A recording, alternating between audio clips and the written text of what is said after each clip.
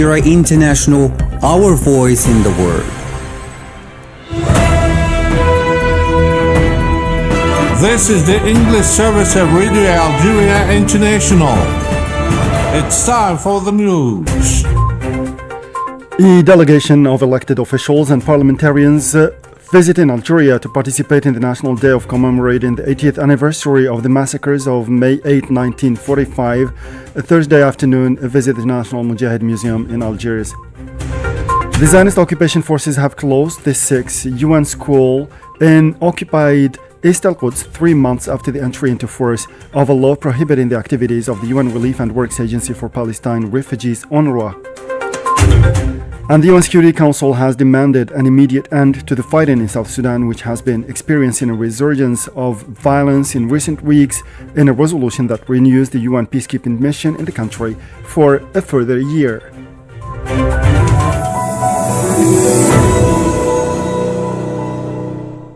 Those were the headlines, and now the news in detail from Radio Aljazeera International. Good afternoon. First, in our news, the President of the Republic, Mr. Abdelmadjid Tebboune, has signed a presidential decree appointing 6 new members to the Council of the Nation for a 6-year term from the date of their installation, according to a communique from the Presidency of the Republic.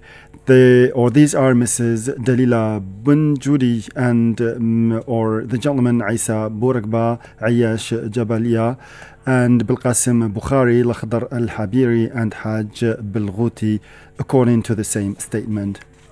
The National Economic, Social and Environmental Council, CNESE, has held a conference in Algiers to mark the 80th anniversary of the massacres of May 8, 1945.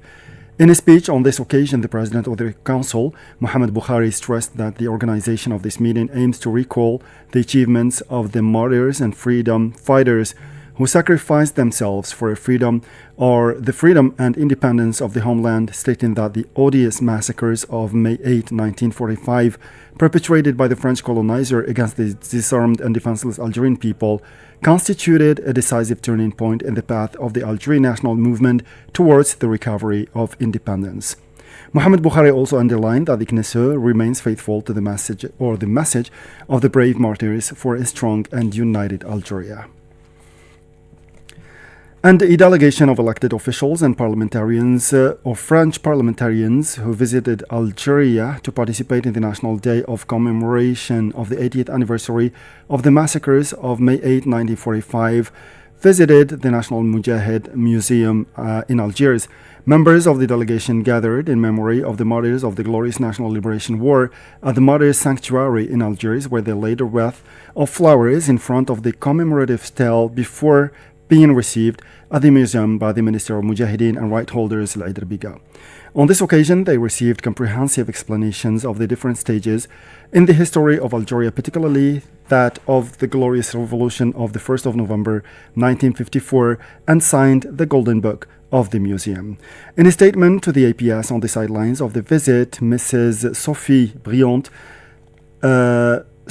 who is a parliamentarian, French parliamentarian, stressed the importance of memory works in the state of crimes related to the colonization, including the massacres of May 8, 45. Let's listen to her. We are a delegation of 12 French parliamentarians. We came on our own initiative as we absolutely wanted to be present today for this commemoration, which is extremely important. It is the 80th anniversary of the massacres, and we do not represent the French government. The relations between Algeria and France are unstable. There have been French political declarations which clearly did not help, and we come to try to speak to Algerians. The important message is that we also want things to calm down, to recognize history simply, to recognize even just a word, a sentence or an article in a history book for the children of tomorrow. But if we had to put aside the positions of the far right, I think that in France there is a will to actually establish cooperation and to work on this memory file and advance it. For his part, the president of the Algeria-France Friendship Group, Laurent Lardit, emphasized the necessity of continuing the memory work. Oui, le travail de mémoire doit être poursuivi. Yes, the memory work must be continued. It is extremely important. It is even fundamental today. We realize that as long as this work of memory does not yield fruits, tensions will remain between France and Algeria. Beyond that, another presence today is, of course, to demonstrate, as a member of national representation, our support for the Algerian people. The friendship between the Algerian people and the French people is something that is extremely important for us, and we must continue this memory work, and we must be present in such symbolic commemoration events like this one today, and to share the suffering of the Algerian people in relation to a massacre that took place in May 1945. À partir du mai 1945. Meanwhile, several French organizations and associations held a rally in Strasbourg on Thursday afternoon to commemorate the 80th anniversary of the massacres of May 8, 1945 in Algeria and asked the French state to recognize its role in these bloody events, which claimed at least 45,000 victims. The NGO Doctors Without Borders has warned against the intensification of the Zionist attacks throughout the Gaza Strip, where Palestinians are being killed and wounded en masse. The lack of responsibility is shocking, said Claire Manera, Gaza's emergency coordinator, in a social media post. We are short of words because every day new lives are broken, she said. MSF recalled that since March 2nd, no aid has entered the Gaza Strip following a decision by the Zionist authorities. And the humanitarian director of the International Committee for the Red Cross, ICRC, Pierre Krahenbol, has described the blockade of humanitarian aid imposed by the Zionist occupation forces against Gaza as unacceptable. The next few days will be absolutely crucial because there is a moment when we will run out of medical supplies and other aid, said Mr. Krahenbol, who found it unacceptable that humanitarian aid is not allowed to enter the Gaza Strip.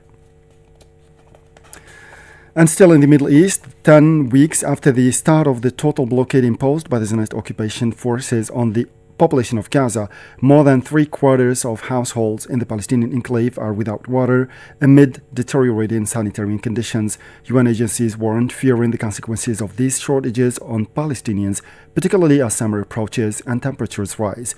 According to a study by the UN Water and Sanitation Cluster, the decline in accessible water volumes and the reduction in collection points have worsened the situation in Gaza, while displacement orders are forcing a growing number of Palestinians to seek refuge in overcrowded sites. And the Zionist occupation forces have closed the 6 UN schools in occupied East Al-Quds 3 months after the entry into force of a law prohibiting the activities of the UN Relief and Works Agency for Palestine Refugees, UNRWA. Said Bougazi has more details in this report. The head of UNRWA, Philippe Lazzarini, has denounced an attack on childhood, an attack on education, and a blatant disregard for international law. In the Shuafat Palestinian refugee camp in the eastern Holy City occupied by the Zionist entity since 1967, the occupation forces have taken over 2 schools and issued a closure order stating that such establishments were operating illegally for lack of authorization. The children present had to evacuate the place, many in tears. According to UNRWA, which manages these schools, 1 staff member was arrested. Zionist occupation forces closed on Thursday 6 UN schools in occupied East Al-Quds, issued closure orders on the 6 institutions and forced entry into 3 out of the 6 schools, said the UN agency spokesman Jonathan Fowler. The closure order states that from 8 May 2025 it will be prohibited to operate an educational institution, employ a teacher, a teaching staff or any other staff, and it will be prohibited to receive students or authorize the entry of students into the school. And now, Lebanese Prime Minister Nawaf Salam has called for an end to the Zionist violations as soon as possible, underlining that his government has spared no diplomatic efforts in this respect, according to the Lebanese National News Agency. During a tour of Baalbek province in eastern Lebanon, Nawaf Salam said that his government did not spare any diplomatic effort for the Zionist entity to withdraw and stop its violations, calling for an end to Zionist violations against Lebanon as soon as possible. And to Western Sahara file now, the UN Special Rapporteur on the situation of human rights defenders, Mary Lawlor, has expressed her grave concern about acts of intimidation, defamation, and restrictions of freedom of movement and assembly imposed by Morocco on the president of the Collective of Sahrawi Human Rights Defenders in Western Sahara, CODESA, Ali Salim Tamek. Said Bougazi has more details again. Mary Lawlor wrote on social media that she has written to the government of Morocco about harassment, physical attacks, political threats, and surveillance against the Sahrawi human rights defender Ali Salim Tamek. In a communication sent to the government of Morocco last February, Mary Lawlor and other UN experts expressed their serious concerns about acts of intimidation and defamation against Ali Salim Tamek and the continued surveillance and presence of security officers outside his home. The UN experts also expressed their concern about restrictions on the freedom of movement and assembly of Mr. Tamek, members of CODESA, and other human rights defenders in Western Sahara.